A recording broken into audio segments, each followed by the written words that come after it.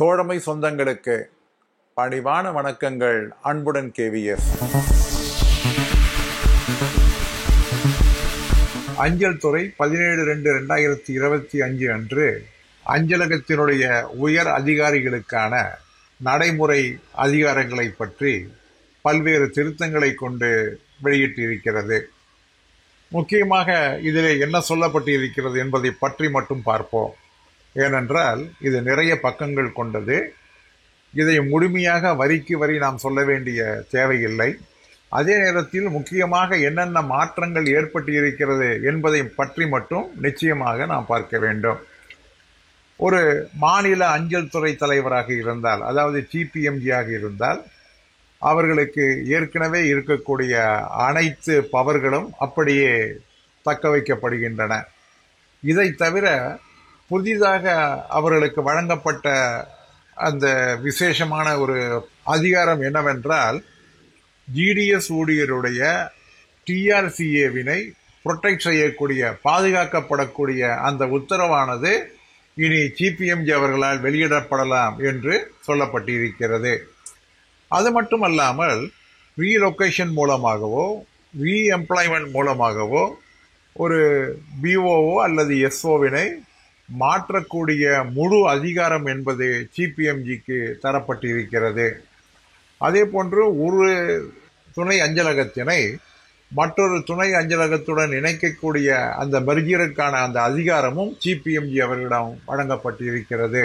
GPMG தன் கீழ் இருக்கக்கூடிய அதிகாரிகளுக்கு விடுப்பு வழங்குவது, 4 மாதங்களுக்கு மேலுள்ள காலங்களுக்கும் அவர்களே வழங்குவது போன்றவைகளெல்லாம் ஏற்கனவே இருக்கக்கூடிய அதிகாரங்களானாலும், குறிப்பாக இந்த ஆணையிலே ஒரு merger of sub post office என்பது அவர்களுக்கு முழுமையாக வழங்கப்பட்டிருக்கிறது. அதே போன்று பிரான்ச் போஸ்ட் ஆபீஸிலே மற்றும் மற்ற பதவிகளை ஒன்றிலிருந்து மற்றொன்றாக மாற்றுவதற்கும், அதாவது ரீடிப்ளாய்மெண்ட் செய்வதற்காகவும் அவர்களுக்கு அந்த பவர் என்பது இதிலே வழங்கப்பட்டிருக்கிறது. டைரக்டரேட்டுக்கு இனி அனுப்ப வேண்டிய தேவையில்லை, GPMGயே அதனை செய்யலாம் என்று இந்த உத்தரவிலே சொல்லப்பட்டிருக்கிறது. ஏற்கனவே இருக்கக்கூடிய அந்த கான்ட்ராக்ட் விதி 436 போஸ்டல் மேனுவல் வால்யூம் 2விலே சொல்லப்பட்டபடி இருக்கக்கூடிய அனைத்து அதிகாரங்களும் GPMG அவர்களிடமே ஒப்படைக்கப்பட்டிருக்கின்றன. இவை தவிர போஸ்டல் டைரக்டரேட்டில் இருந்து அவ்வப்பொழுது சொல்லக்கூடிய அந்த அதிகாரங்களும் அவர்களுக்கு உடையதாக இருக்கும் என்று சொல்லி GPMGக்கு ஒரு அதிகமான அதிகாரங்களை, குறிப்பாக எஸ்டாப்ளிஷ்மெண்டிலே திருத்தம் செய்யக்கூடியவர்களை பற்றி மிக அதிகமாக சொல்லப்பட்டிருக்கிறது. இந்த ஆணையிலே கோட்ட அதிகாரிகளிடம் ஒரு முக்கியமான ஒரு பொறுப்பினை தற்பொழுது அதிகாரம் அளிக்கப்பட்டிருக்கிறது. அதாவது என்னவென்றால், ஒரு கோட்ட அதிகாரி என்பவர் அவருடைய கோட்டத்தின் கீழாக பணிபுரியக்கூடிய அனைத்து LHG மற்றும் HHG2 ஊழியர்களை அந்தந்த கோட்டத்திலேயே இடமாற்றம் செய்வதற்கான அந்த அதிகாரம் என்பது வழங்கப்பட்டிருக்கிறது. இதற்கு முன்னால் அந்த அதிகாரம் என்பது மண்டல அலுவலகத்திலே இருந்தே தவிர கோட்ட அதிகாரிக்கு தரப்படவில்லை.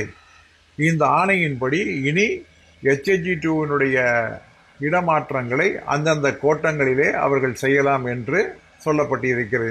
இந்த ஒரு புதிய அதிகாரமானது கோட்ட அதிகாரிக்கு தரப்பட்டிருக்கிறது. அதே போன்று மண்டல அதிகாரிகளை பொறுத்தளவிற்கு போஸ்ட் மாஸ்டர் ஜெனரல் என்பது ஏற்கனவே இருக்கக்கூடிய அந்த அதிகாரங்கள் தான் முழுமையாக இடமாற்றம் செய்யக்கூடிய அந்த பதவி, அதாவது குரூப் B, ASP மற்றும் இருக்கக்கூடிய அந்த கேடர்களுக்கு ஈக்குவலண்டாக இருக்கக்கூடியவர்களுக்கு இடமாற்றம் செய்யக்கூடியவைகள், விடுப்பு வழங்கக்கூடிய அதிகாரங்கள், அதே போன்று ஒரு பெனால்டி வழங்கக்கூடிய அதிகாரங்கள், அப்பீலை பரிசீலிக்கக்கூடியவைகள், இவைகளெல்லாம் ஏற்கனவே விதிகளிலே என்ன சொல்லப்பட்டிருக்கிறதோ அது அவர்கள் செய்யலாம் என்று, அந்த அதிகாரங்களை அவர்கள் நடைமுறைப்படுத்தலாம் என்று மீண்டும் உறுதிப்படுத்தப்பட்டிருக்கிறது. இதை தவிர மண்டல அதிகாரிகள் இந்த கிரிமினல் ப்ரொசீடிங்ஸ் தொடர வேண்டுமென்றால் இனி அவர்களாகவே தொடரலாம் என்கின்ற அதிகாரமானது அவர்களுக்கு வழங்கப்பட்டிருக்கிறது. DPSஐ பொறுத்தளவிற்கு, டைரக்டர் ஆஃப் போஸ்டல் சர்வீஸை பொறுத்தளவிற்கு அனைவரையும் டிரான்ஸ்ஃபர் செய்யக்கூடிய அதிகாரங்கள் HHG1, HHG2, LHG இவைகளுடைய full power என்பதும் அவர்களுக்கு அளிக்கப்பட்டிருக்கிறது. இங்கே நினைக்கலாம், HAG2 வரை கோட்ட அதிகாரிக்கு கொடுக்கப்பட்ட பின்னால் எதற்கு டிபிஎஸ்க்கு என்று நினைக்கலாம். டிபிஎஸ்ஐ பொறுத்தளவிற்கு ப்ரொமோஷன் வந்த பின்னால் அந்த டிவிஷனை அலாட்மெண்ட் செய்யக்கூடிய அந்த இடமாற்றம் என்பது அவர்களிடம்தான் இருக்கிறது. அதற்கு பின்னால் தான் கோட்ட அதிகாரிகள் அந்த கோட்டத்திற்குள்ளாக இடமாற்றம் செய்திட வேண்டும். கோட்டத்திற்கு வெளியே வேண்டும் என்றால் அது மண்டல அலுவலகத்திற்கு தான் வர வேண்டும். அது டிபிஎஸ்னுடைய ஒரு பரிசீலனையில் தான் உட்படுத்தப்பட வேண்டும் என்பதுதான் இந்த ஆணையினுடைய நோக்கமாகும். அதே போன்று விடுப்பு வழங்குவது, தண்டனை சட்டத்தின்படி ஒரு தண்டனை வழங்குவது, அப்பீல் பரிசீலனை செய்வது போன்றவைகள் எல்லாம் ஏற்கனவே இருக்கக்கூடிய அந்த அதிகாரங்கள் அவர்களிடம் மீண்டும் உறுதி செய்யப்பட்டிருக்கிறது. ஒன்றே ஒன்று கூடுதலாக அவர்களுக்கு இந்த அதிகாரம் என்ன வழங்கப்பட்டிருக்கிறது என்றால், இனிமேல் அவர்கள் கிளை அஞ்சலகங்களை ஒன்று டெலிவரி ஆபீஸாக இருந்தால் அதை நோ டெலிவரியாக அவர்கள் மாற்றிட முடியும். அதே போன்று நோ டெலிவரியை டெலிவரியாக மாற்றக்கூடிய அதிகாரம் என்பது டிபிஎஸ்ஸிடம் தற்பொழுது வழங்கப்பட்டு இருக்கிறது என்பது இந்த ஆணையினுடைய ஒரு கருத்தாகும். கோட்ட அதிகாரியை பொறுத்தளவிற்கு இனி ஃபர்ஸ்ட் கிளாஸ் ஹெட் போஸ்ட் ஆஃபீஸிலும் கூட அவர்கள் அங்கே இருக்கக்கூடிய கேஷை வெரிஃபை பண்ணலாம். மற்ற அந்த அலுவலகத்தினுடைய அனைத்து ஆவணங்களையும் அவர்கள் சரிபார்க்கலாம். அதே போன்று அங்கே இருக்கக்கூடிய டிரான்ஸ்ஃபர் அலுவலகங்கள் HAG2 வரை பண்ணலாம் என்று சொல்லியிருக்கின்றார்கள். இந்த ஃபர்ஸ்ட் கிளாஸ் ஹெட் போஸ்ட் ஆஃபீஸிலே ஆய்வு செய்யக்கூடிய அந்த அதிகாரத்தை கோட்ட அதிகாரிக்கு கொடுக்கின்ற பொழுது ஒரு இதில் ஏதேனும் ஒரு பின் திட்டம் இருக்கிறதோ என என்னை சிந்திக்க வைக்கிறது. ஏனென்றால் first class head post office என்றால் அவைகள் எல்லாம் ஒரு SSP ரேங்கிலே உள்ளவர்கள் தான் இது நாள் வரை அவர்கள் பார்த்து கொண்டிருக்கின்றார்கள். உதாரணத்திற்கு சென்னையிலே எடுத்துக்கொண்டால் சென்னை GPO, அன்னாரோடு HPO போன்றவைகள் இருக்கின்றன.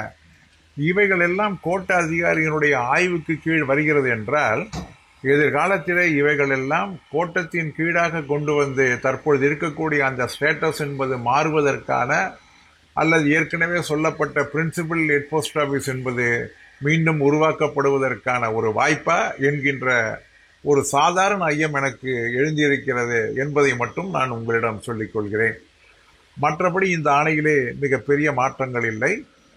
குறிப்பாக எஸ்டாப்ளிஷ்மெண்டிலே ஒரு கிளை அஞ்சலகங்களை மூடுவதோ மாற்றுவதோ, துணை அஞ்சலகங்களை மூடுவதோ மாற்றுவதோ இது போன்ற பவர்கள் எல்லாம் மாநில நிர்வாகத்திற்கு கொடுக்கப்பட்டிருக்கிறது. இந்த ஆணையிலே குறிப்பாக HAG2 வரை கோட்டத்திற்குள்ளாக இடமாற்றம் செய்யக்கூடிய அந்த அதிகாரம் என்பது கோட்ட அதிகாரிக்கு வழங்கப்பட்டு இருக்கிறது. இவைகள்தான் முக்கியமான மாற்றங்களாக இந்த ஆணையிலே நாம் கருதிட முடியும் என்று கூறி முடிக்கின்றேன். மீண்டும் சந்திப்போம். அன்புடன் KVS.